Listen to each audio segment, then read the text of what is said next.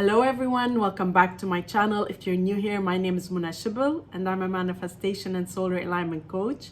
My channel is geared towards helping you become your highest potential so that you can create and live the extraordinary life that is your birthright.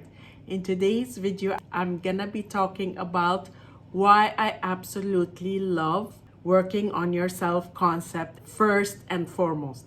But before we get started, I just want to remind you that I currently have a birthday sale. It's gonna be on for another day or two. I don't know when I'm gonna remove it, but it's not gonna be more than a day or two. So if you are interested, then definitely check out the link below. I do provide you with the discount code, which is birthday sale. You can enter that as a discount coupon on checkout. You will get 20% off. So it is an amazing deal that will not be staying for long. And of course, please do not forget to subscribe to my channel and hit the bell icon in order to receive a notification anytime I upload a new video. So let's get started.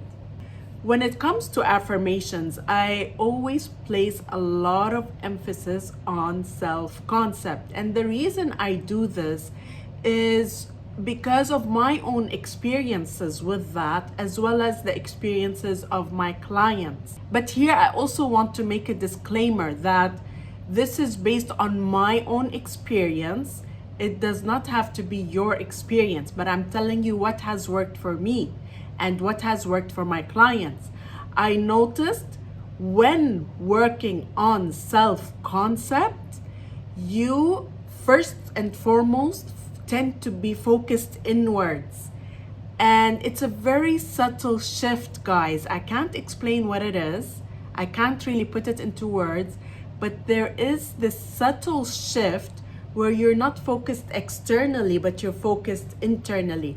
Because when you are affirming for, let's say, your specific person or whatever your object of desire is, you're focused externally. You're kind of looking externally for the validation and evidence, if that makes sense, because that is how you get your validation.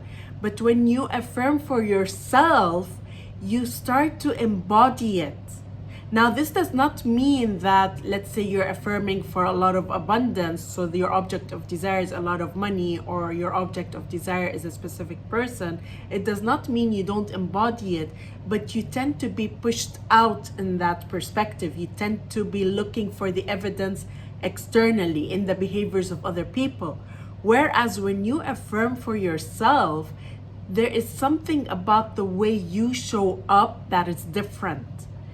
It's like your confidence is boosted, you're less triggered, you're less concerned with what's going on externally. You just become that person.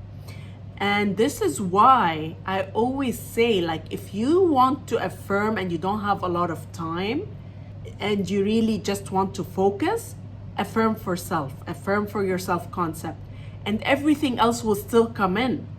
Your object of desire will still come in. You'll just become much more confident.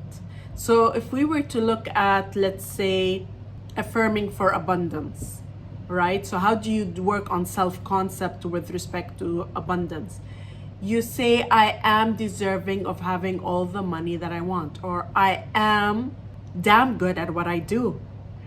I am very successful and sought after. I am the best out there at what I do, whatever it is that you do. When you do that, your self-confidence shoots up, you embody it. When it comes to your specific person or to love in general, I am the woman who is loved, pursued, and desired. I am irresistible. I am magnetic. I am worthy and deserving of the love I desire from any person I desire. You're kind of just making it about you and not so much about other people. To be honest, I have often had to get clients to stop affirming for their specific person in order for them to focus on their self-concept, because they couldn't help but compare that person to what it is that they want. They couldn't help it. They're seeing that person show up differently. Whereas when you're focusing on yourself, on your self-confidence, your self-concept, what you are deserving of, you're embodying it within you and you're feeling it within you. And then the people have to show up that way. Like they will just come up and show up in your experience accordingly. And there's something magical about strengthening your self-concept. You become a lot less triggered for some reason. You just do. You get a lot less triggered. You become a lot less concerned. You know that it's within you. It doesn't matter what anybody else is doing. You know what you're worth. You feel worthy. You feel deserving. You feel everything that you're affirming for. You feel it within you. And so you're not concerned with the external, with what's happening. You kind of start feeling chased by opportunities, by people, by your specific person, by whatever it is that you are manifesting. You start to feel that happening where it's coming to you. It's just, but you're really in that state of embodying everything that you're saying. And I always tell my clients, I always tell followers, when you're getting what you want but not quite there, you need to work on your self-concept. So let's say you've been working on manifesting a lot of abundance and it's coming sporadically, not coming consistently. Still work on your self-concept. When you are working on manifesting your specific person and they're showing up, but not exactly 100% as you want them, they say, yes, we'll move forward in our commitment, but let's wait. See, you're not getting them 100%. So you go back and you affirm for self-concept. Try not to make it about them, make it about you, because it's always coming from within you. I really wanted to throw this out. Make it about your self-concept. And I know there are coaches out there that say when you affirm for your object of desire, you're automatically affirming for your self-concept. I do agree with that to some extent. But as I mentioned, there's something a little bit subtle about you pushing it out and focusing it outward rather than focusing it inward.